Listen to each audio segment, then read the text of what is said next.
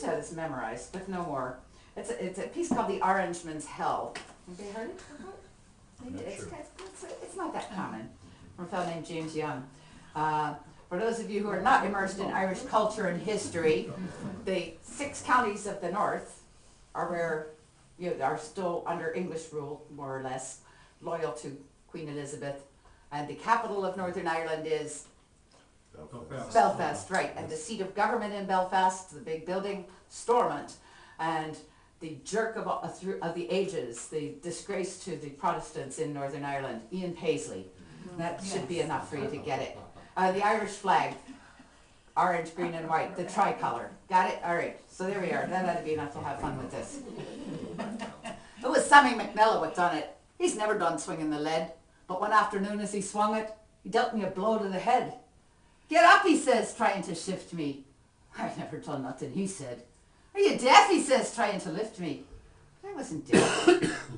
I was dead. Of course I went straight up to heaven. It's millions of miles past the sun.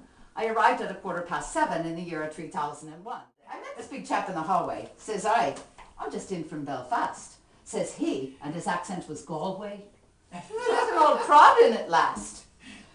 I followed him down a long passage. Where it led to, your man wouldn't tell. But I very soon got the message when I seen the big sign saying hell.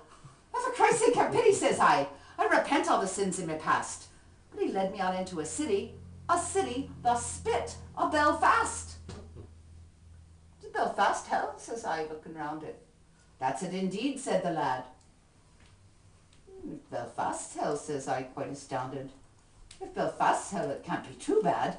Why, the city was just as I knew it. All the friendly old places were there. Street by street I went wandering through it, and down into Donegal Square. There nobly before me, God love it, the old city hall stood in state, with the tricolour flying above it, and 2 civic guards at the gate. It was only the start of my torment. I soon learned the terrible facts. The Pope was now living in Stormont. Paisley was cleaning the jacks. The head of the Great Orange Order had long ago given himself up. Reynolds abolished the border, and Linfield were out of the cup. All the Fenians had lovely fat faces, and the poor prods all queuing for soup.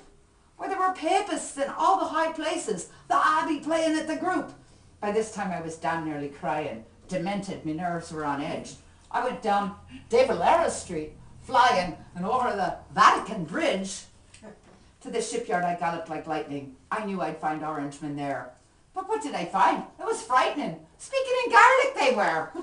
The whole bloody city was sinking. There was nowhere a poor prod could go. Ah, what desperate thoughts I was thinking. And then in a flash, Sandy Row. I knew they'd be loyal to Lizzie and wouldn't leave me in the lurch. But when I got there, they were busy building a Catholic church. I stood looking on, broken-hearted. Ah, my sorrow, there's no words could tell. Now all of my hopes had departed. I knew I was really in hell. I went back to the fellow that brought me. He was having a snooze at the gate. I tried to get out, but he caught me. You cannot escape from your fate. Says I don't like where you brought me. If I'd known it, I'd never have came. Says he, and he leaning from against me. Are you not happy now? What a shame. Why, up here every freedom is given. You can wander about as you will. It's just that there's some thinks it's heaven, and then again some thinks it's hell. It's all in the mind. Sure, it's tragic. Hell's the things and the people you hate. The more hate, the more hell. Sure, it's logic. But some finds that out just too late. I'm only a ghost, a beginner. But if I were mortal again, it'd be nice to mix in the shiners. Try and speak to the Pope now and then. Every man born on earth is your brother. Don't be writing them things on the wall. For if we all loved one another, Belfast could be heaven for all.